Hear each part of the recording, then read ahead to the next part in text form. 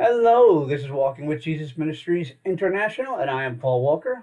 I would like to thank God for waking me up this morning, and I would like to thank you for joining me. Definitely thank you very much for joining. Please share and follow and subscribe and all the comment, all that good stuff, and help me get God words out to everybody. We're going to talk about some pretty significant thing. Well, one thing that could be very significant. Um, a little bit different than normal videos that I've been doing, but I think you will. I think you will enjoy it. I always have the footprints in the sand poem behind me because it's one of the most impactful pieces of literature or anything that, aside from the Bible, that has ever hit me. And this is what really one of the biggest things that lets me know that God is in control, no matter what. Right now, I want to show you guys a couple of quotes. We have a few of them today. So Zechariah 11:12. Uh, Zechariah 11 and through 12. Okay. People will live people will live there, and never again will there be an utter destruction. So Jerusalem will dwell securely. And this will be the plague with which the Lord strikes all the peoples who have warred against Jerusalem. Their flesh will rot while they stand on their feet. Their eyes will rot in their sockets, and their tongues will rot in their mouths. Now that's kind of sick to be writing down when this happened 3 or 4 thousand years ago. But people today say this sounds exactly like nuclear war. We're going to get into what has happened with Biden giving more and more money well, of course, over to Ukraine and everything, and over to Syria, and see what the significance of that is going to be in our lives. Let's go to Isaiah 17, 1 to 3. The burden of Damascus. Behold, Damascus is taken away from being a city, and it shall be a ruinous heap. The cities of Aroer are forsaken, they shall be for the flocks, which shall lie down, and none shall make them afraid. The fortress also shall cease from Ephraim, and the kingdom of Damascus, and the remnant of Syria. They shall be as the glory of the children of Israel, saith the Lord of hosts. So this is talking about just Damascus, Syria, and I didn't see anything specifically on the videos I'm going to show you about Damascus, but it is talking about Syria, which Damascus is the capital of that. And then Jeremiah 49:23 to 26. Concerning Damascus, Hamath is confounded. I still have to look at that up and see if it's related to Hamas, which is in the Bible. Anyway, Hamath is confounded, and Arpad, for they have heard evil tidings. They are faint-hearted. There is sorrow on the sea, it cannot be quiet. Damascus is waxed feeble, and tunneth herself to flee, and fear hath seized on her. Anguish and sorrows have taken her, as a woman in travail.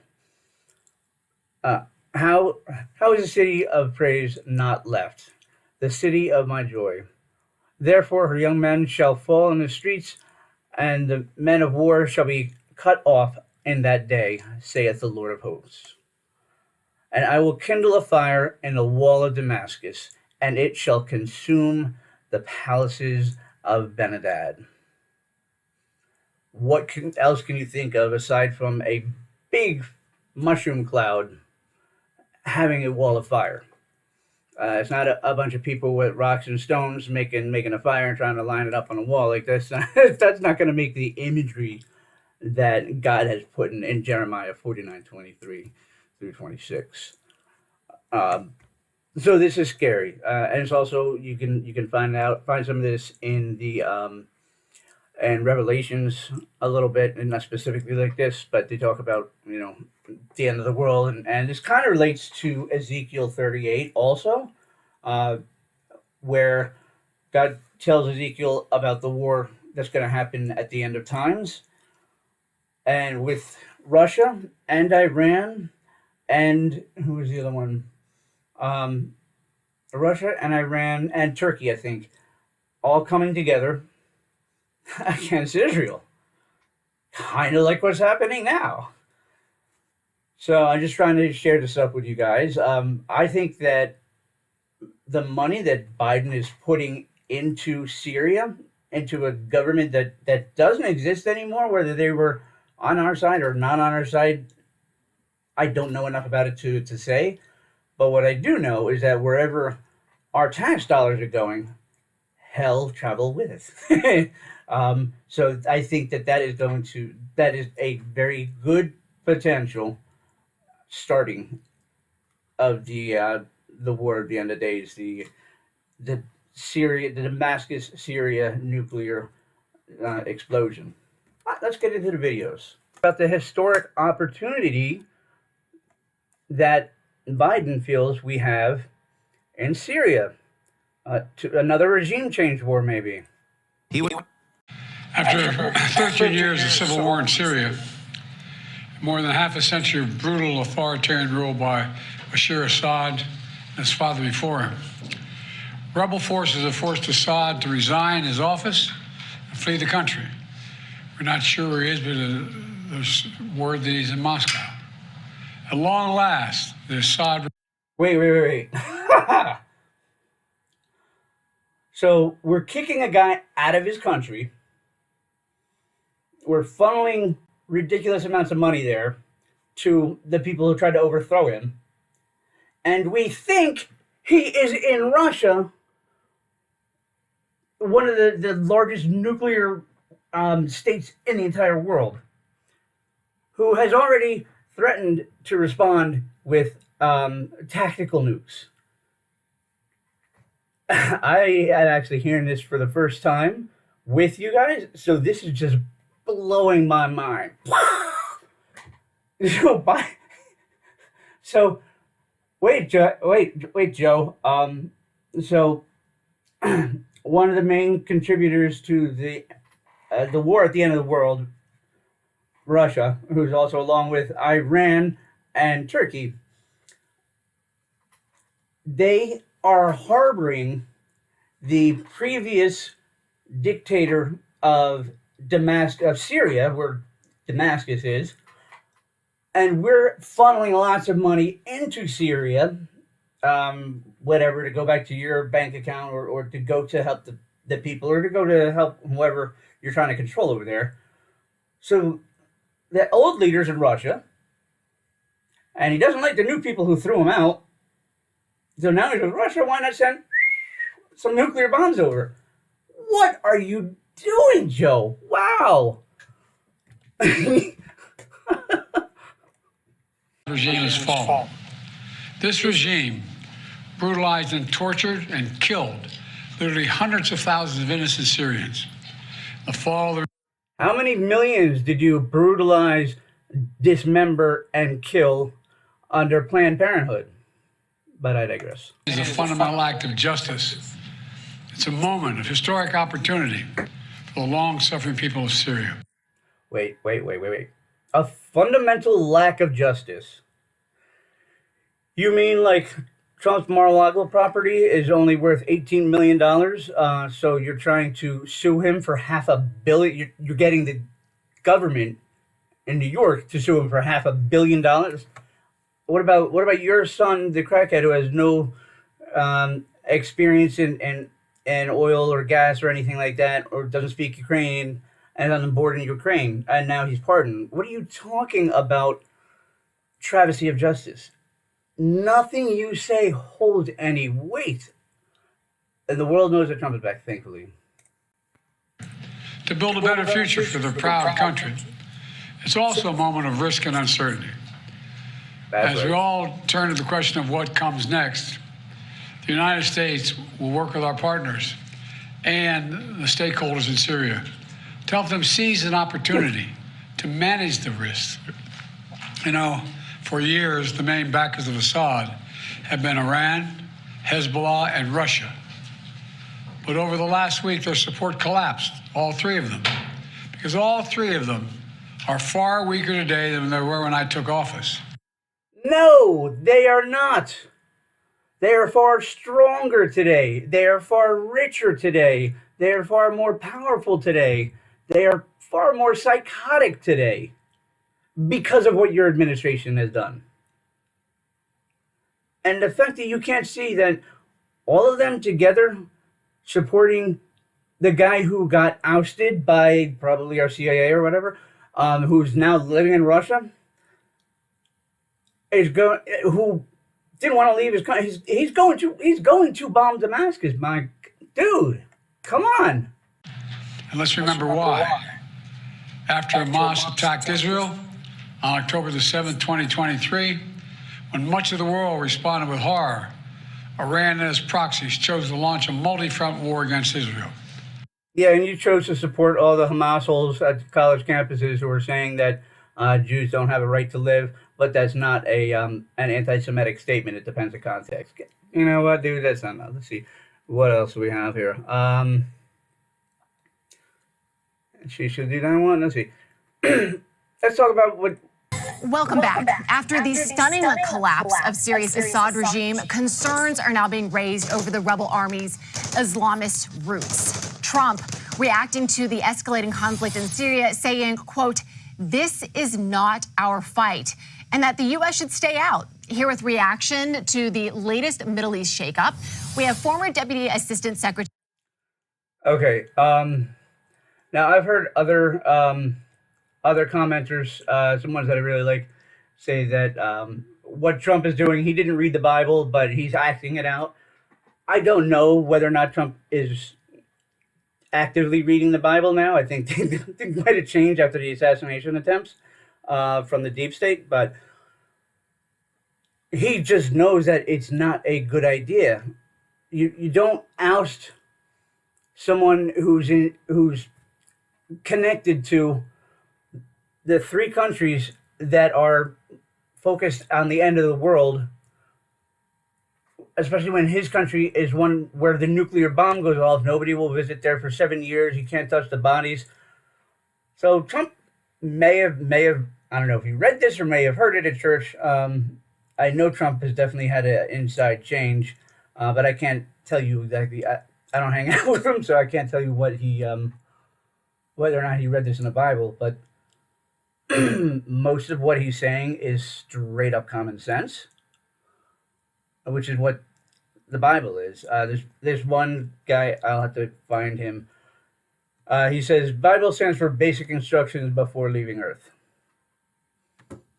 And you know, if you're leaving Earth, you're going somewhere, and that's forever. So the 100 years you spend here, do the right thing. Okay, let's continue. Yeah, the United States should have nothing to do with it. It's not our fight. Let it play out. Do not get involved. 100% correct. This is not our fight. This is not something that could affect us unless we get ourselves in there. They say you're your own biggest enemy, and that's true for the United States for sure. We should have nothing to do with it, as in, we shouldn't be giving them our tax dollars. We shouldn't be sending them weapons. We shouldn't be sending them, vehicles and airplanes and bombs and this and that. Because then we're going against what we're trying to end all the conflict. Yeah, Trump is, I don't think he's saying just ignore it. We're keeping an eye on it to make sure that, the World War III doesn't happen, and Trump is very scared of that.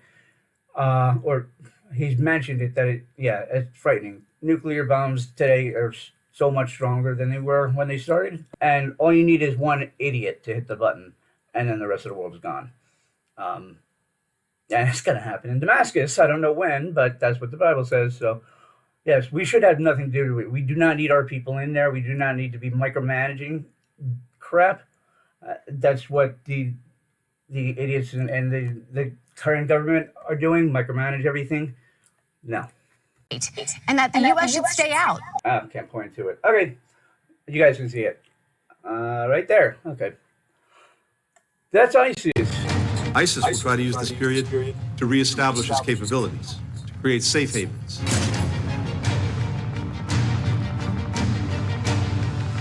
Oh my God. The United States has clear and enduring interests in Syria. We have clear and enduring interest in staying out of there. Okay, so ISIS, they want to reestablish their capabilities in Syria. Okay, I'm guessing maybe they helped topple the Syrian government.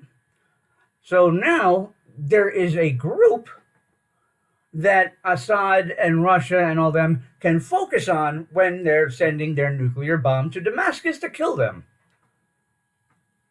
It's a lot clearer now. Any questions? corruption. None more than Iran, Hezbollah, and Russia. Which you So strengthened. Thank this you. moment presents a historic opportunity, but it also carries considerable risks. A historic opportunity to suck the American people dry with more and more money going overseas. Hopefully, you're thinking hopefully before Trump can stop it from going over there.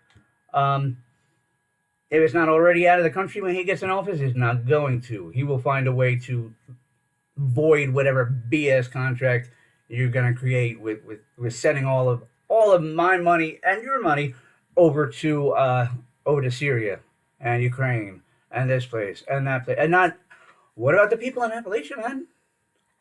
What about the people who survived all those hurricanes? What about the people whose houses got destroyed in the red districts? What about the people with Trump signs who FEMA was told not to go help?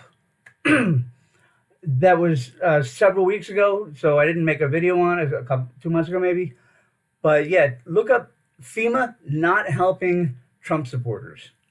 Do a Google search or a YouTube or Rumble search for the video on that. FEMA blamed it all on this one manager chick, and she said no, that was company-wide policy. I don't think she really said it wasn't a bad thing that she did that, but she's like, yeah, I did it. That was company policy. So everything that this shadow government, which apparently is different than the deep state, which the shadow government, the deep state is doing, is getting exposed. This is like Trump is like bleach to the government. It just wipes everything. I cannot wait for Elon and for Vivek to go in and fire half the people on Monday, fire half of the remaining people on Wednesday, and then maybe another 20% on Friday. And the government will work better and a whole lot less, for a whole lot less money. Oh, unrelated, I recommend checking out Patrick Bet David, PBD. He goes into a great kind of talk about how we can eliminate our taxes, which is something that I think Trump wants to do. And he talks about the tariffs and stuff like that, and we can take the 4.7 trillion in taxes that we pay annually and have it reduced to like 200 million. So almost $1 a person in taxes. That would be nice. I would do that. I'm up for that for sure. Well, listen, thank you very much for joining.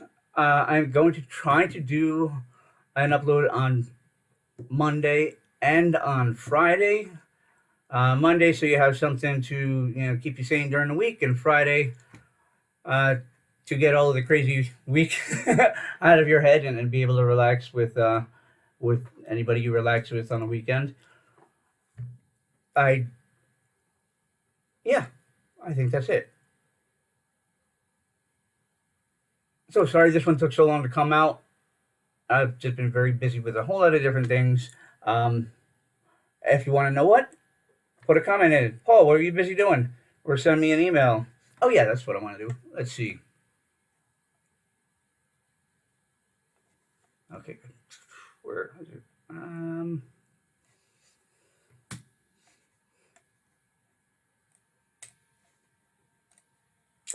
There we go. This is my website, walkingwithjesus.community/home.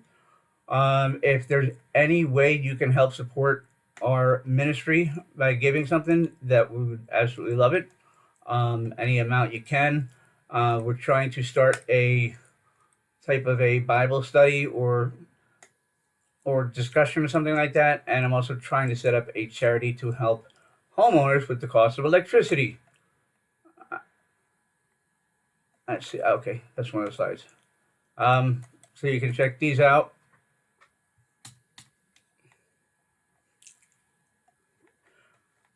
What else? What else? What else? What else? I guess that is it. God bless. And I hope, let's see, this is Friday. God bless you. I hope Jesus Christ gives you the strength to get through your weekend and that we talk to each other again on Monday. I got a lot of work to do now. Thank you. God loves you. So do I.